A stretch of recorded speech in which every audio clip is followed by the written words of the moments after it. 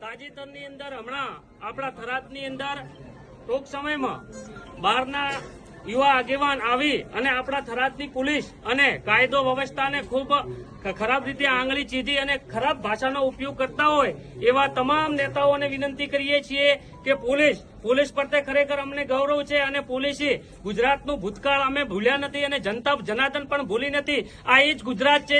ગુજરાતની અંદર છાસવારે દંગા થતા હતા, છાસવારે કર્ફ્યુ ઉઠતું હતું, છાસવારે એકલા ભાઈ બહેન કે દીકરો દીકરી જઈ નતા શકતા. આ ગુજરાતની અંદર લોબા ટાઈમ સુધી અમે કુશાસન પણ જોયું છે અને હવે અમે લોબા ટાઈમથી સુશાસન પણ જોઈ રહ્યા છીએ.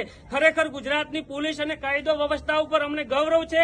ખરેખર કોઈ પણ નેતાએ નેતાગીરી કરવી જોઈએ. ગમે તે પક્ષનો હોય, ગમે તે પાર્ટીનો હોય, ગમે તે વિચારધારા સાથે જોડાયેલો હોય, એને પૂરેપૂરો સંવિધાનિક હક અને અધિકાર છે, એને અવાજ ઉઠાવવો જોઈએ. પણ કોઈ પણ અધિકારીઓ કોઈ પણ કર્મચારીઓની સાથે તુચ્છ વર્તન કરી અને ન ઉતારે એવી અમે વિનંતી કરીએ છીએ. અધિકારીઓ રહ્યા એ પણ ગુજરાતના છે, તમે પણ ગુજરાતના છો અને શાસનમાં બેઠા એ પણ ગુજરાતના છીએ. આપણે બધા ગુજરાતના છીએ. તો બિન બંધારણીય રીતે કાયદાનો અને અમલીકરણ લાવવા માટે ખરેખર પોલીસ ખૂબ સારું કામ કરી રહી છે. એનો અમને પૂરેપૂરો વિશ્વાસ છે. અમે પોલીસની કામગીરી અને સુશાસનની સાથે છીએ.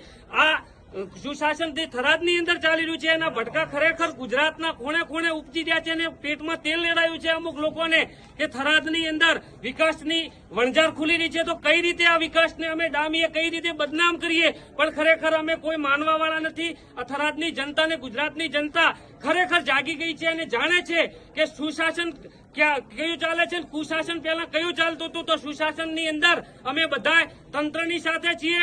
ખરેખર અમને પોલીસ પ્રત્યે ગૌરવ છે.